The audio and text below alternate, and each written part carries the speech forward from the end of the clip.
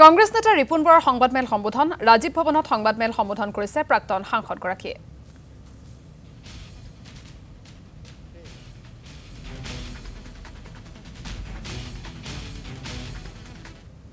মোদী ডাঙৰীয়াৰ ষ্টেটমেণ্ট আছিলে এ ফৰ আসাম অৰ্থাৎ ভাৰতবৰ্ষৰ সকলোৰে ভিতৰত অসমক ১ নম্বৰত কৰিম এ ফৰ আসাম এ আছিল তেওঁলোকৰ শ্লোগান আজি আমি প্ৰেছ কনফাৰেন্স এই কাৰণে কৰিছো যে আজি এতিয়া ডক্টৰ হিমন্ত বিশ্ব শৰ্মাৰ কাৰ্যকাল শেষ হ'বলৈ মাত্ৰ আজিৰ তাৰিখৰ পৰা মোটামুটি 1 বছৰ আছে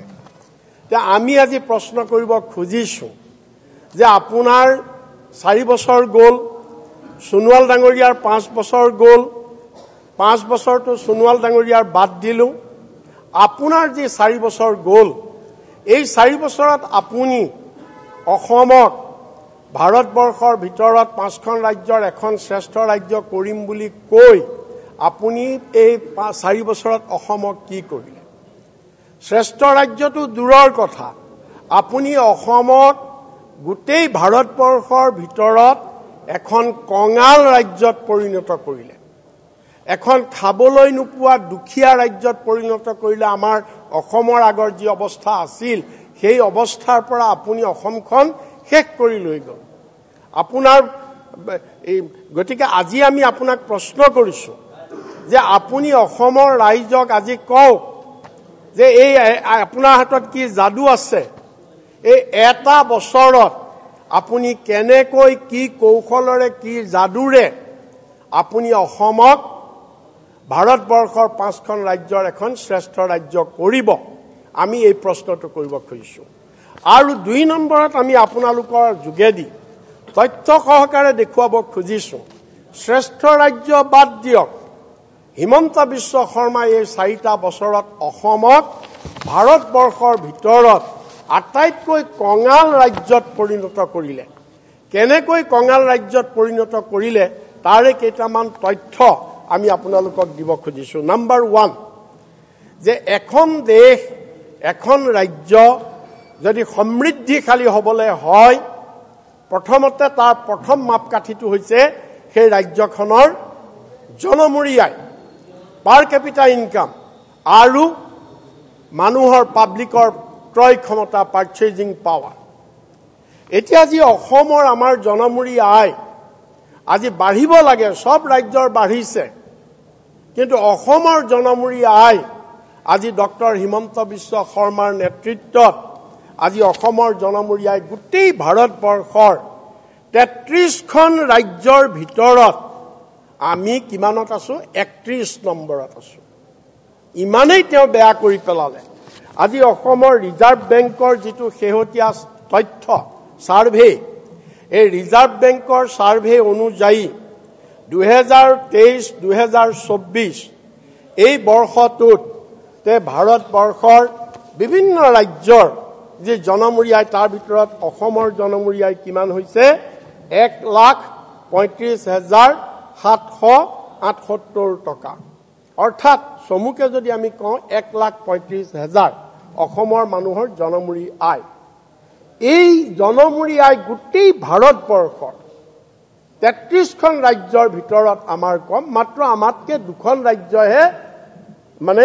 অলপ আমাতকে কম আমি 3 নম্বৰত অৰ্থাৎ আমি 31 নম্বৰ ৰাজ্যত গতিকে এইটো এনেকুৱা এটা জনমূৰি আয় লৈ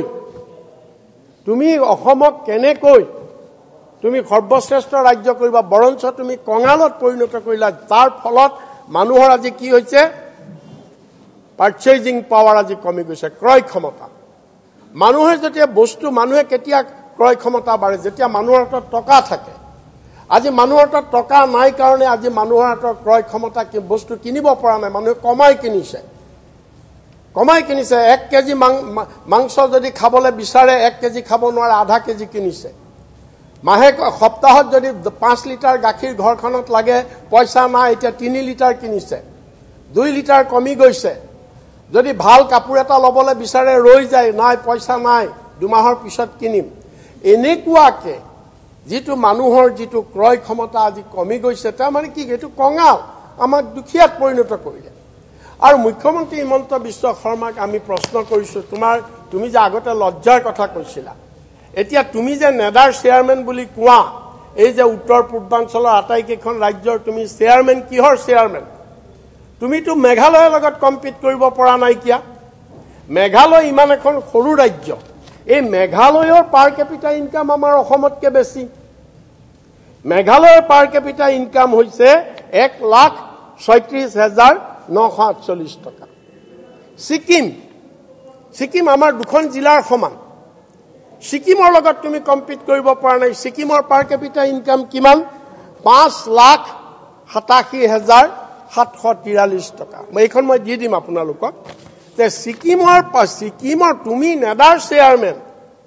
তে তুমি নেডাৰ চেয়াৰমেন হৈ তোমাৰ অধীনত থকা ৰাজ্যবিলাক তুমিতো এতিয়া যাবই নোৱাৰা কোনো ৰাজ্যত তুমি যাব নোৱাৰা নামত নেডাৰ চেয়াৰমেন মণিপুৰততো তুমি ভৰি দিবলৈ সাহসেই কৰা নাইকিয়া তে তুমি যে আজি তুমি এই 4টা বছৰত অসমখনক তুমি এনেকুৱা এখন দুখীয়া ৰাজ্যলৈ পাৰ কেপিটা কম মানেই দুখীয়া ক্ৰয় ক্ষমতা কমি যোৱা মানে আমি দুখীয়া কঙাল আৰু আচৰিত হ'ব আপোনালোকে মই দুটা ফিগাৰ দিয়া নাই সেইটো হৈছে কি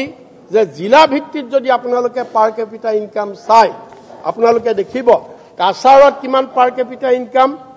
19,551 টকা